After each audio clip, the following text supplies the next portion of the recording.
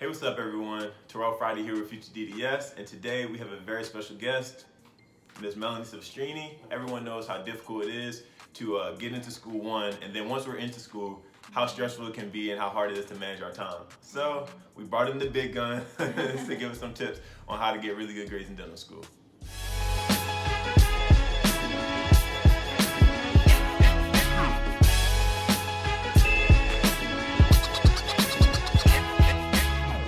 How are you doing, Melanie? I'm doing great. How about yourself? Not too bad, not too bad. Getting ready for this test block. But if you could, just introduce yourself to our viewers and kind of tell them about yourself and how you got into dentistry. Yeah. So my name is Melanie, as you said earlier. I'm a second-year dental student at Tufts, and my interest into dentistry began really when I was really young. I watched my mom get veneers, and I was 7 years old, and ever since then I wanted to become a dentist. I was really fascinated by the career. I never switched my mind, which is crazy, and my family just made fun of me for it, but it's okay, they like me now. So I also went to East Stroudsburg University in Pennsylvania, and I studied biochemistry there, and then I came straight here. And getting to know Mel a little bit better over these last few years, I can really attest to how much time she really puts in, but a lot of people don't really know that, and she really makes it look easy. I can't lie. She really makes it look easy. So I definitely wanted to bring her in. No problem. It's all your work. But I wanted to bring her in so she could, kind of give us a little bit into the day in the life and how she really manages and juggles, like I said, maintaining such good grades while also dealing with all the lab projects, while also building a social media platform, while also just doing everything outside of school. Really, I just kind of want to know, were you always really good at school? Okay, so I've always had the organization manner. I've always done the same thing when it comes to organizing, and I guess it worked for me in undergrad, but I'm not gonna lie, it was really difficult figuring it out, especially when dental school started. Things had to switch a little bit. Right. But in undergrad, of course, being a biochem major, and I worked 3 jobs too. Wow. So I found out that really strategically planning out my days is the only way I was gonna get through anything. Right. And in addition to that, I found it really important, and this is even now, getting out of my comfort zone, because there would be times where I have an opportunity and I'm thinking, okay, this is gonna take up so much more of my time that I don't actually have.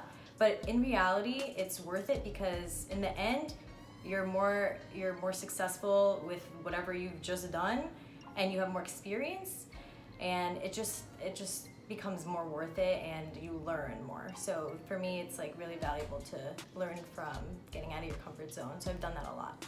Got you. For it. 3 jobs, I'm learning something every day. I know, it's a lot.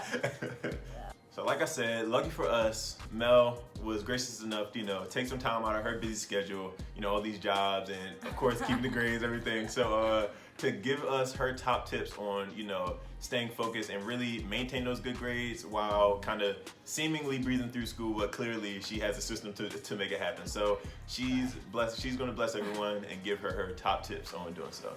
Okay, so number 1, I'd say the most important is to take about an hour every Sunday and really plan out your week. And it doesn't have to be hour by hour. I mean, it'll take a little longer. Yeah. But what I recommend is kind of really setting out what your plans are and what your goals are. And I think getting your short-term goals per week is the best way to get to your long-term goals.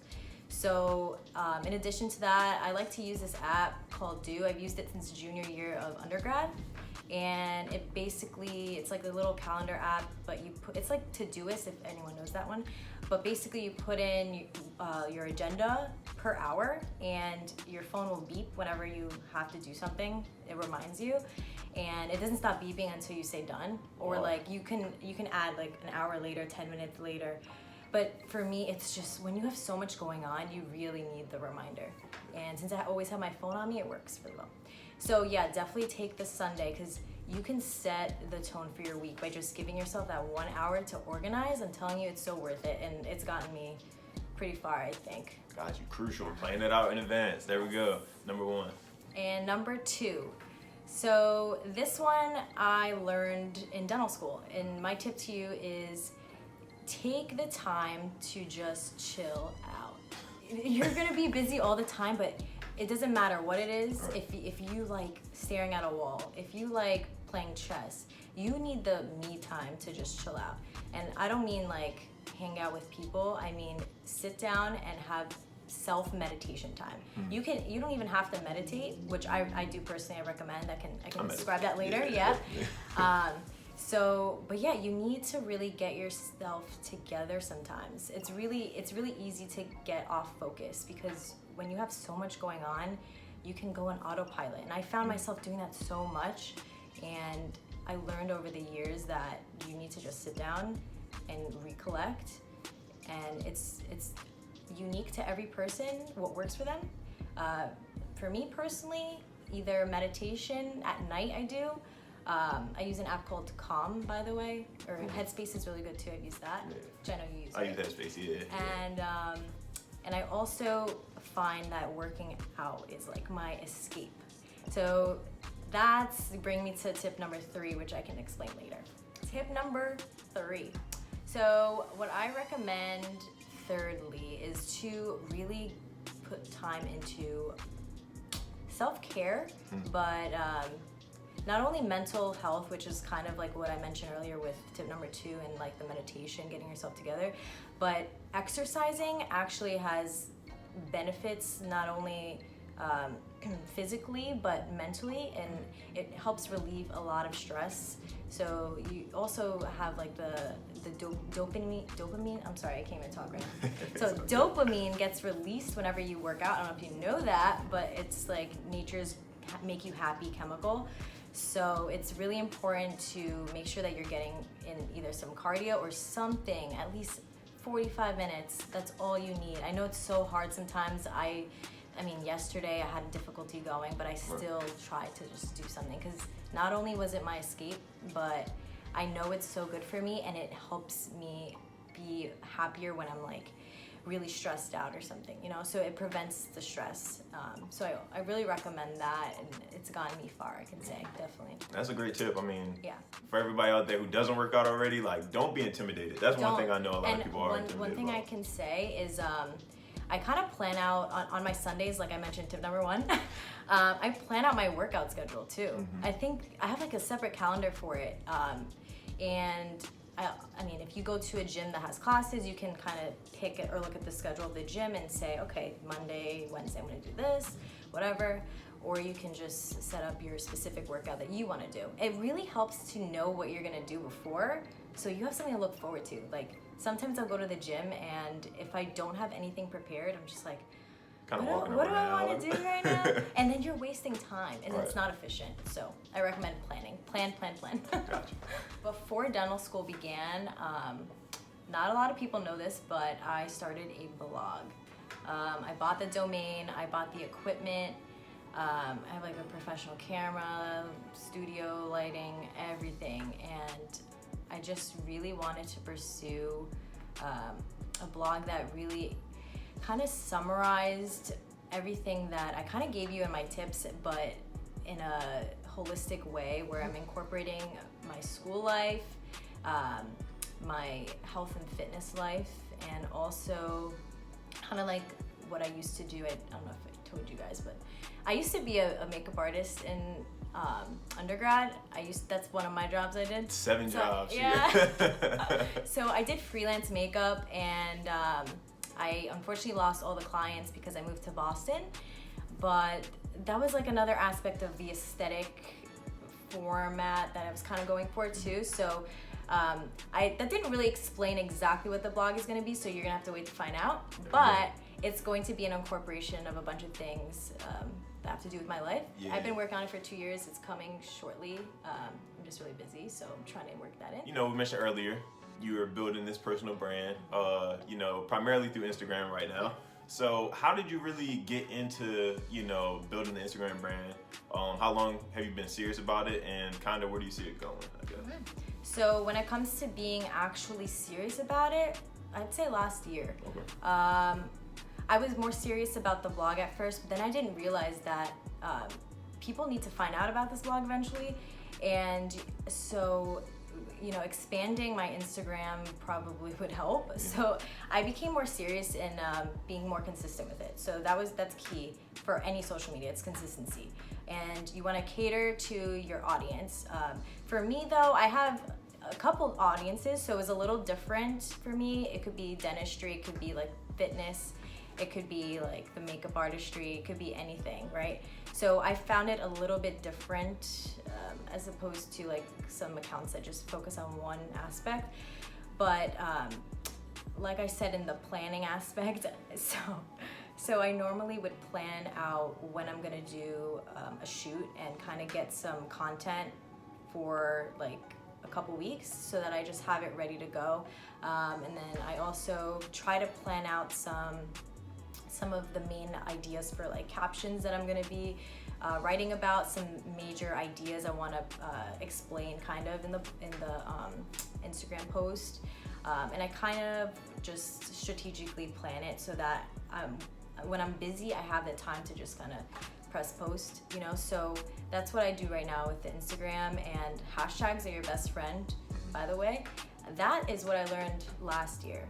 So there's a lot of people who follow hashtags, and they basically just get to see your post a lot more often, and that's how you get more followers over time. And it's the quality of the content as well that people care about. So if it's relatable, then you're gonna get a lot more followers in that audience. And so no one really taught me anything. I kind of just researched a lot, to be honest with you. I don't really personally know any bloggers, but I've been following enough for a long time. I mean, you know us, so. Yeah, of course. No, but I've been following a bunch of different bloggers over time, kind of like figured it out. So that's what I do now, just slowly but surely. I don't devote all my time to it, but it's getting there. Would you say that batching, like you do for Instagram, post for that, would you say that that's kind of, I guess, does it carry over into how you handle your schoolwork as well? Yeah, actually, kind of. So it's really comes down to like the pre-planning aspect.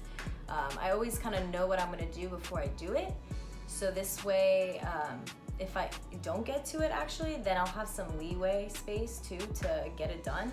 So it always helps to plan, because things do change and you're able to have like some buffer space to get things done. So with building up, you know, the personal platform, the blog, you know, all the side jobs, everything else, how do you kind of, I guess, what are your intentions for those platforms? How do you kind of plan to continue to grow that platform?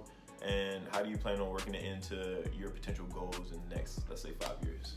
So definitely with the blog, hopefully it takes me a decent amount. What I'm planning with the blog is really just to portray a bunch of my motivational kind of life tips in every different aspect possible. And that doesn't have to continue as I'm a dentist, but if it does, then I would like to continue, because I'm always learning something new, and that's kind of what I want to share in the blog.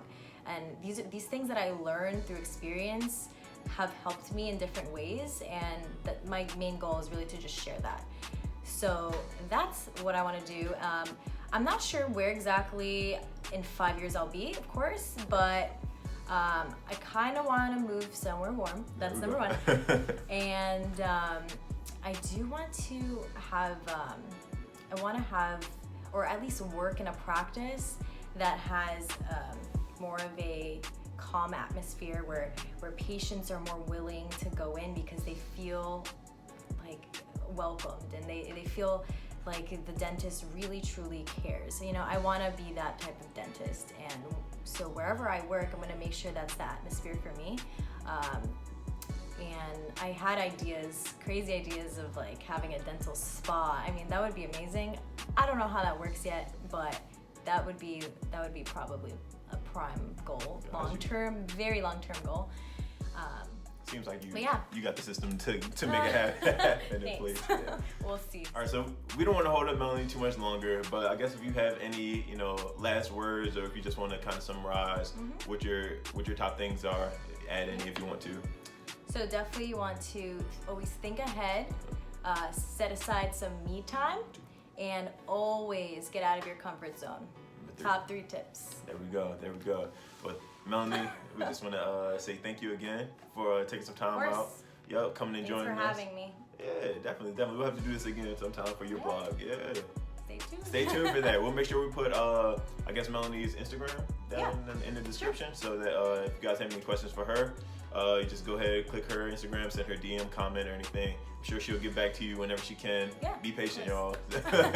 But that's going to be it. Thank you guys for joining us. Best of luck with staying organized. Definitely implement some of these strategies. It will definitely go a long way in helping you, you know, getting those good grades, managing the work-life balance, and then, of course, making it look easy, just like Mel does. I'm about to learn too myself, so don't feel bad. But if you guys haven't already, make sure you hit that like button, the subscribe button, and the notification bell so you know whenever we post up new content.